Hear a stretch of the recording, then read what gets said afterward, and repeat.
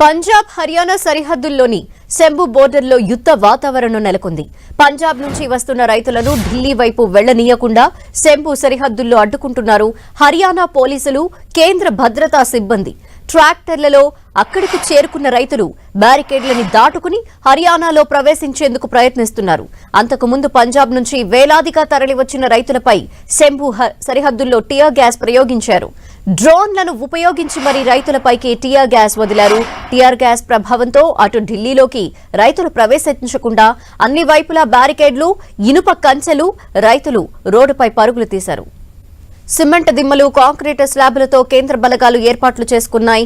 శంభు, బహదూర్గర్, ఢిల్లీ, ఉత్తరప్రదేశ్లోని అప్సరా బోర్డర్, గాజీపూర్ సరిహద్దుల్లో ఎటు చూసినా తుపాకులు పట్టుకున్న భద్రతా సిబ్బందే కనిపిస్తున్నారు.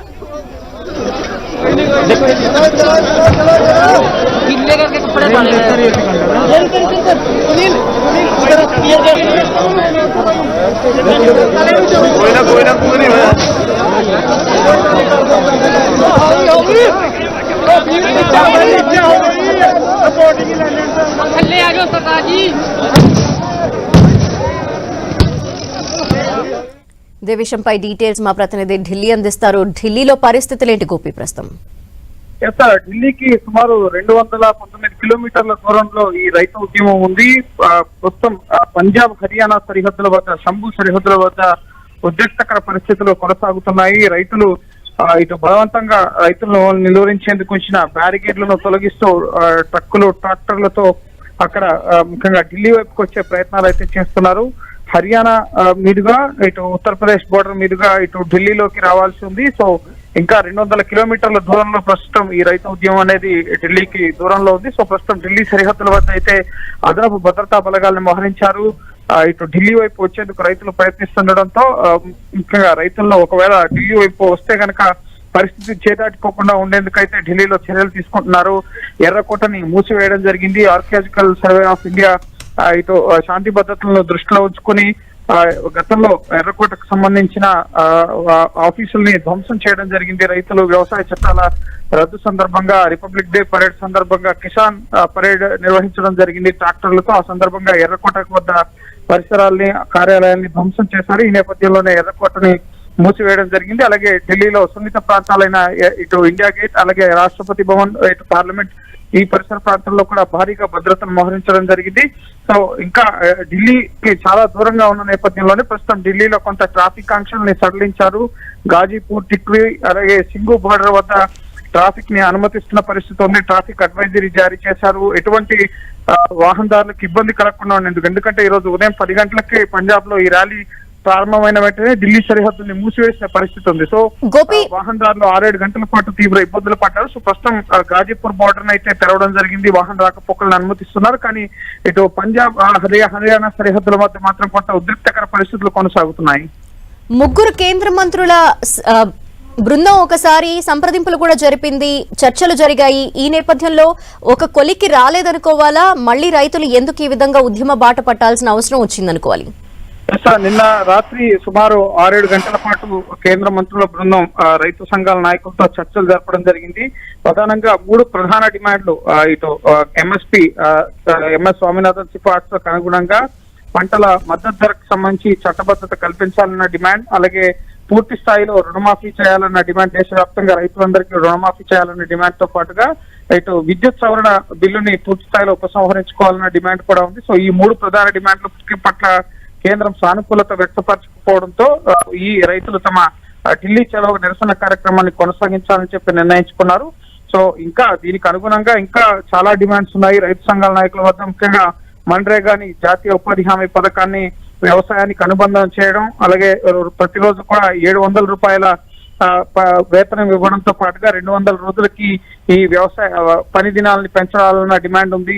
అలాగే లఖీంపూర్ కేరీ బాధిత కుటుంబాలకి, రైతు కుటుంబాలని ఆదుకోవాలని డిమాండ్ ఉంది. అలాగే వ్యవసాయ చట్టాలకు వ్యతిరేకంగా ఉద్యమంలో మరణించిన రైతు కుటుంబాలకి పరిహారం ఇవ్వాలి. అలాగే రైతులపై కేసులను ఎత్తివేయాలి. అలాగే WTO, వరల్డ్ ట్రేడ్ ఆర్గనైజేషన్ తో ఉన్న స్వేచ్ఛాయుత వాణిజ్య ఒప్పందాలకు సంబంధించి వాటిని రద్దు చేసుకోవాలి అన్న డిమాండ్లను కూడా వినిపిస్తున్నారు. సో ఈ డిమాండ్లన్నిటికీ కూడా ముఖ్యంగా కేంద్ర ప్రభుత్వం కొన్ని డిమాండ్లకి సానుకూలత వ్యక్తపరిచినప్పటికీ ప్రధాన డిమాండ్ అయిన పంటలకు మద్దతు ధరకి చట్టబద్ధత, అలాగే ఇటు రుణమాఫీ, విద్యుత్ ముఖ్యంగా సవరణ చట్టాన్ని అందులో ఉన్న ఒప్పందాలని రద్దు చేసుకోవడం, ఇటువంటి అంశాలకు సంబంధించి కేంద్రం సానుకూలత వ్యక్తపరచుకోవడంతో ప్రస్తుతం రైతులు తమ ఆందోళన కొనసాగిస్తున్నారు. అయితే రైతుల పట్ల కేంద్రం వ్యవహరిస్తున్న తీరు, పోలీసులు వ్యవహరిస్తున్న తీరును కూడా తీవ్రంగా రైతు సంఘాలు ఖండిస్తున్నాయి. టియర్ గ్యాస్ ను ప్రయోగించడం, డ్రోన్ల ద్వారా టియర్ గ్యాస్ ని ప్రయోగించారు.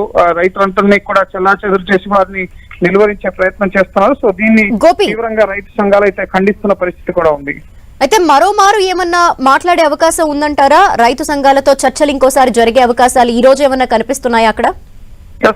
చండీగఢ్ లో చర్చలు జరుగుతున్నాయి. నిన్న చండీగఢ్ లో చర్చలు జరగడం జరిగింది. ఒకవేళ రైతు సంఘాల నాయకులు మేము చర్చలు ప్రభుత్వం ఎప్పుడు పిలిచినా మేము చర్చలకు సిద్ధం అని చెప్పి రైతు నాయకులు చెప్తున్నారు. అలాగే ఇటు కేంద్ర ప్రభుత్వం కూడా ఇది ముఖ్యంగా ఎంఎస్పీకి చట్టబద్ధత కానీ రుణమాఫీ కానీ ఇది కేంద్ర ప్రభుత్వం ఒక్కటే చేసే అంశం కాదు, రాష్ట్రాలతో కూడా చర్చించాల్సి ఉంటుంది. చట్టాలకు సంబంధించిన అంశం. సో అన్ని రాష్ట్ర ప్రభుత్వాలతో చర్చించాల్సిన అవసరం ఉంటుంది. దీనికి కొంత సమయం పడుతుంది. ఆ సమయం ఇవ్వాలని మేము కోరుతున్నాం. ముఖ్యంగా జాతీయ స్థాయిలో ఇటు స్పైస్ బోర్డ్ కి సంబంధించి ఇటు పసుపు అలాగే మిర్చి పట్లకు సంబంధించిన జాతీయ కమిషన్ కూడా ఏర్పాటు చేయాలనే డిమాండ్ కూడా ఉంది. సో అనేక అంశాలు రాష్ట్రాలతో కూడా ముడిపడి ఉన్నాయి కాబట్టి రాష్ట్ర ప్రభుత్వాలతో చర్చించాల్సి ఉంది. చట్టాలు చేయాలంటే సో దానికి సమయం ఉంటుంది. సో మాకు కొంచెం సమయం కావాలని చెప్పి కేంద్ర ప్రభుత్వం కోరుతుంది. ఈలోపు ఒక కమిషన్ వేయడం కానీ, కమిటీ వేయడం కానీ, అందులో రైతులకు ప్రాతినిధ్యం కల్పించడం కానీ, ఇటు సంయుక్త కిసాన్ మోర్చా అలాగే పంజాబ్ కిసాన్ మజ్దూర్ సంఘ్ నుంచి పేర్లను సూచిస్తే కనుక ఒక కమిటీ ద్వారా ముందుకు వెళ్ళాలి అన్న ఆలోచనలో కేంద్ర ప్రభుత్వం ఉంది. అయితే నిన్న ఏకాభిప్రాయం కుదరలేదు. ఇటు కేంద్ర ప్రభుత్వం, కేంద్ర మంత్రులు అలాగే రైతులతో జరిపిన చర్చలతో. సో అందుకే ముఖ్యంగా 6 నెలలకు సరిపడా రేషన్ కూడా ముఖ్యంగా రైతులు ఇది భారీ ఉద్యమాన్ని సుదీర్ఘకాల ఉద్యమాన్ని చేయాలని చెప్పి ముందస్తుగానే నిర్ణయించుకున్నారు. అందుకే 2500 ట్రాక్టర్లలో పంజాబ్ నుంచి భారీగా 6 నెలలకు సరిపడా కావాల్సిన సామాగ్రిని ఇటు వంట సామాగ్రి కానీ అలాగే నిత్యావసరాలు కానీ, డీజిల్, ఔషధాలు వీటన్నిటిని కూడా ట్రక్కుల్లో నింపుకుని ఆ ట్రక్కుల్ని ఆవాసాలుగా మార్చుకుని ఢిల్లీ వైపుకు ముఖ్యంగా కదం తొక్కుతున్న పరిస్థితి ఉంది. సో అయితే వారిని ఢిల్లీ సరిహద్దుల వరకు రాకుండా ఇటు ప్రస్తుతం హర్యానా సరిహద్దుల్లోనే కేంద్ర బలగాలు వాటిని నిలువరించడం జరిగింది. గతంలో వ్యవసాయ చట్టాల రద్దు సందర్భంగా హర్యానాలో వాళ్ళని నిలువరించకపోవడంతో ఇటు ఢిల్లీ చుట్టుపక్కల బార్డర్ మొత్తాన్ని కూడా వాళ్ళు ఆక్యుపై చేసి నిరసన కొనసాగించారు. సో ఇప్పుడు ఆ విధంగా కాకుండా కేంద్ర బలగాలని ముందస్తుగానే అప్రమత్తం చేయడంతో భారీ స్థాయిలో బెటాలియన్లను అక్కడ మోహరించడంతో ప్రస్తుతం రైతులనైతే హర్యానా పంజాబ్ బార్డర్స్ వద్ద నిలువరించడం జరిగింది. అయితే దీని వెనుక ఆమ్ ఆద్మీ పార్టీ ప్రభుత్వం కూడా ఉంది, కావాలనే రైతులను రెచ్చగొట్టి ఈ విధంగా చేస్తుంది అన్న ఒక విమర్శలు కూడా ప్రస్తుతం ఆమ్ ఆద్మీ పార్టీ ఎదుర్కొంటున్న పరిస్థితి ఉంది. ఎంఎస్పీకి సంబంధించి గతంలో మోడీ ప్రభుత్వం రాకముందు ఈ 10 ఏళ్లలో భారీ స్థాయిలోనే పంటలకు మద్దతు ధర పెంచామన్న అంశాన్ని వివరిస్తూనే రైతుల డిమాండ్లన్నింటినీ కూడా చర్చించేందుకు, వాటిని సానుకూలంగా పరిష్కరించేందుకు కేంద్ర ప్రభుత్వం సిద్ధంగా ఉంది. నిరసనలు, ఆందోళనలతో ప్రజలు ఇబ్బంది పడుతున్నారు. సో ఇది సరైన తీరు కాదు, చర్చల ద్వారా సమస్యలను పరిష్కరించుకోవాలని చెప్పి కేంద్ర మంత్రులు చెప్తున్నారు. సో మళ్ళీ రైతులతో, రైతు సంఘాల నాయకులతో చర్చలు జరిగే అవకాశం అయితే కనిపిస్తుంది. అయితే అది ఈ రోజే జరుగుతుందా, రైతులు తమ ఉద్యమాన్ని విరమించుకుంటారా ఈ రోజుతో అనేది అయితే స్పష్టత రావట్లేదు. ఎందుకంటే ఢిల్లీ వైపు వచ్చేందుకే రైతులు అయితే మొగ్గు చూపుతున్నారు. వాళ్ళకి కావాల్సిన 6 నెలలకు కావాల్సిన సామాగ్రి సరంజామాతో ఢిల్లీ వైపుకి వస్తున్నారు. అయితే ఢిల్లీ సరిహద్దుల్లో మళ్ళీ ముఖ్యంగా అష్టదిగ్బంధనం చేసేందుకు, తమ డిమాండ్లను సాధించుకునేందుకు మేము మా పోరాటాన్ని కొనసాగిస్తాం. ఎన్ని బ్యారికేడ్లు వేసినా వాటిని బద్దలు కొట్టుకుంటూ ముందుకు వెళ్తామని అయితే రైతు సంఘాల నాయకులు చెప్తున్నారు. ఈ నేపథ్యంలోనే ప్రస్తుతం పంజాబ్, హర్యానా సరిహద్దుల్లో అయితే కొంత ఉద్రిక్తకర పరిస్థితులు అయితే కొనసాగుతున్నాయి. Thank you Gopi.